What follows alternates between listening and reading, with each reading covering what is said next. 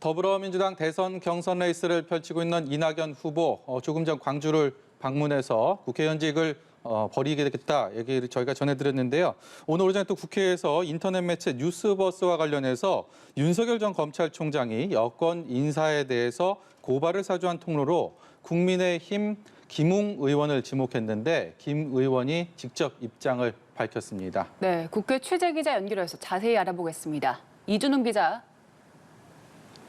네, 윤석열 전 검찰총장의 측근 손준성 검사로부터 이 최강욱 열린민주당 대표 등 여권 인사에 대한 고발장을 넘겨받았다는 이른바 고발 사주 의혹, 이 당사자인 김 의원이 기자회견을 열었습니다. 김 의원은 일단 손 검사로부터 고발장을 받았는지 기억이 나지 않는다고 했습니다. 당시 총선 선거운동에 집중하느라 이 제보 자료를 검토할 시간조차 없었다는 겁니다. 실제 고발장도 자신이 작성하지 않았다고 덧붙였습니다.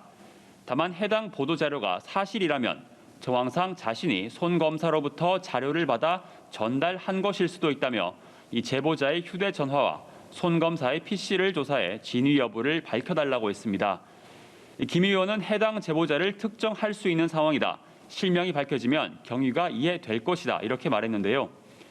이처럼 의혹의 핵심 쟁점에 대해서는 뾰족한 설명을 내놓지 못하면서 이 사안을 둘러싼 혼선이 한층 가중되는 모습입니다. 김 의원은 불미스러운 일에 관여된 책임을 지겠다며 유승민 캠프 대변인직을 사퇴했습니다.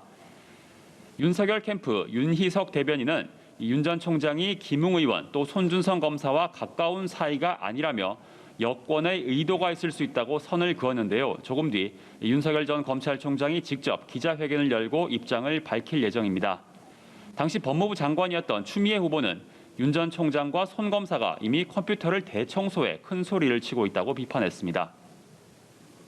네, 윤 전 총장이 각종 여론조사에서 선두권을 기록해 왔던 만큼 이번 사태에 어떤 영향을 미칠지 관심이 쏠리는데 여야 주자들의 움직임은 어떻습니까? 네, 오늘부터 민주당의 1차 선거인단 온라인 투표가 시작됩니다. 모집 인원이 64만 명에 달합니다. 이 투표함이 12일에 열리는데요. 대의원이나 권리당원이 아닌 일반 당원과 국민들의 표심이어서 이 민심의 향배를 가늠할 수 있을 전망입니다. 이재명 후보는 위기시대 대통령은 위기 돌파형 리더여야 한다면서 지지를 호소했습니다. 앞서 속보로 전해드린 것처럼 이낙연 후보는 호남에서 승부수를 던졌습니다. 모든 것을 던져 정권 재창출에 나서겠다면서 의원직 사퇴를 선언했습니다. 국민의힘 대선 주자 윤석열 전 검찰총장은 조금 전 긴급 기자회견 일정을 공지했습니다. 약 1시간 뒤 이 기자회견에서 고발 사주 의혹에 관해 어떤 입장을 밝힐지가 주목됩니다. 유승민 전 의원은 캠프 대변인 김웅 의원의 이 검찰 고발 사주 의혹 기자회견 관련 내부 대책을 논의하고 있습니다. 홍준표 의원은 대한의사협회를 방문했고 최재형 전 감사원장은 언론 인터뷰에 나섰습니다. 원희룡 전 제주지사 지역아동센터와 정책협약식에 참석했습니다. 사실상 제3지대에서 움직이고 있는 김동연 전 경제부총리는 오늘 온라인으로 대선 출마를 공식 선언했는데요. 김 전 부총리는 대한민국을 기득권 공화국에서 기회공화국으로 완전히 바꿔 승자 독식 구조를 깨야 한다고 강조했습니다. 네, 한편 오늘 국회에서는 교섭단체 대표 연설이 열렸는데요. 이 내용도 전해주시죠. 네, 오늘은 민주당 윤호중 원내대표가 대표 연설을 했습니다. 가장 강조한 부분은 위드 코로나였습니다. 이 10월 말 국민 70%가 2차 접종까지 마치고 나면 공공병원 확대, 또 소상공인 피해 보상 선제 대처 등을 위해 국회가 위드 코로나 특위를 만들고 또 예산에도 이를 반영하자고 강조했습니다.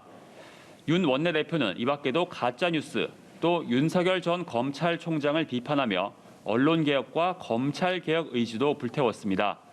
윤 전 총장이 서초동에서 불법 정치를 했다며 검찰개혁 2단계에 나서겠다고 했습니다. 다만 부동산 문제는 아픈 손가락이 됐다며 심려를 끼쳐드려 송구하다고 사과했습니다. 지금까지 국회에서 전해드렸습니다.